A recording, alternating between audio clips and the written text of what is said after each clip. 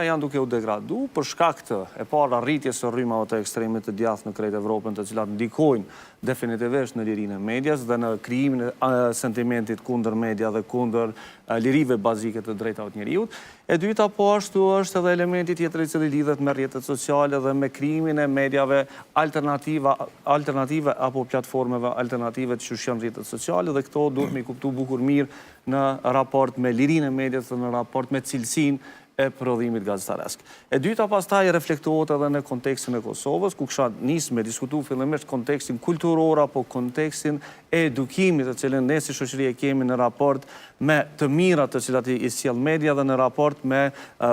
benefitet të cilat një shoqëri demokratike i ka prej mediave. Unë mendoj që ende nuk i kemi mri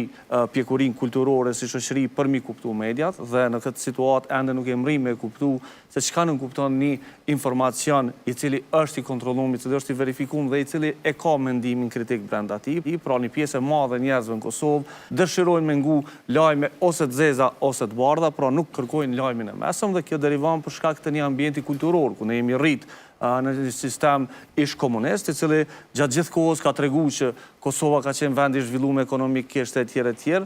si në Kosovë, po ashtu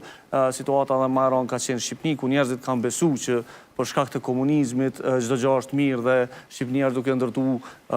çdo gjë bukur dhe mirë në raport me krejt botën. Pra nëse i shohim lajmet e viteve 80-ta në Shqipëri, disa prej gjanave më bazike të cilat i kanë pas shoqënitë normale, atje janë promovu dhe janë egzageruar shumë sa njerëzit kanë besu që arritura kulmore. Realisht kjo ka ndodhur edhe në Kosovë, mirë po ka ndodhur në një mënyrë pak më të sofistikuar në kohën e komunizmit dhe në kohën e Jugosllavisë, ku njerëzit kanë qenë të manipuluar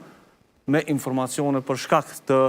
strukturës komuniste e cila ka promovu. Pastaj kemi pas një gazetari e cila është zhvilluar në karakterin etnik, pra gjithmonë ka qenë njëna anë kundër tjetrës dhe gjithmonë cilësia në këto situata ka qenë jo gjithmonë më e mira, dhe njerëzit kanë pas qasje të limituar në informacion i cili ka ardhur prej mediave botërore, po ashtu prej platformave të tjera. Në të njëjtën kohë ne kemi dështu mu zhvillu si shoqëni për me mri, thjesht me kriju mekanizmat të cilët kishin me mri me garantu cilësinë e prodhimet mediale. Dhe qysh garantohet cilësia në prodhimet mediale? Gjithmonë duke kontribu financiarisht në prodhimet mediale. Pra duhet njerëzit me kuptu që për me pas gazetari cilësore, shoqëri duhet me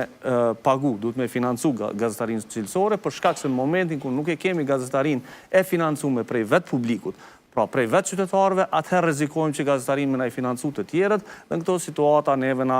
bjen cilësia. Çka po du me thonë këto? Britanikët nuk janë popull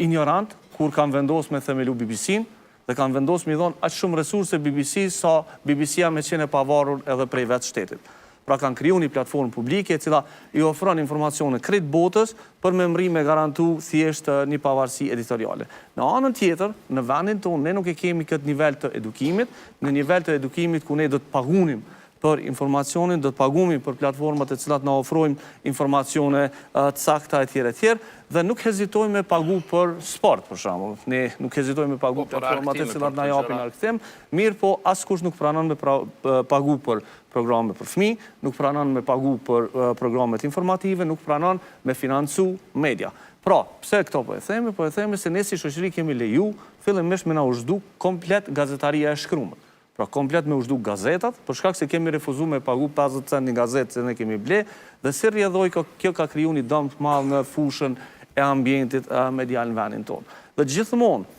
kjo ulje e cilësisë në gazetari, kjo ulje e numrit gazetarëve ka shku për shtat politikës dhe keqeverisë, se cila në vazhdimsi ka synu që mos me pas media kredibilin këtë vend, dhe në vazhdimsi ka qenë një shtypës i madh i punës profesionale të cilën e kanë bo gazetarët, në mënyrë që thjesht ata mos me raportu në mënyrë cilësore. Kemi parasysh që në vendin tonë, kur të flasim për lirinë e mediave, ne do të flasim po ashtu dhe për lirinë e mediave edhe tek komuniteti serb, të cilët janë edhe në situatë edhe më të keqe, për shkak se brenda vendit këtu nuk mrin me kriju platforma të mjaftueshme të cilat prodhojnë informacione për ta, dhe rrjedhimisht ata e kanë informacionin e eksportuar prej Serbisë, dhe në Serbi e dimi cili është niveli i raportimit mediave. Pra jemi të jetu në një ambient jo të mirë. Për te këtyre statistikë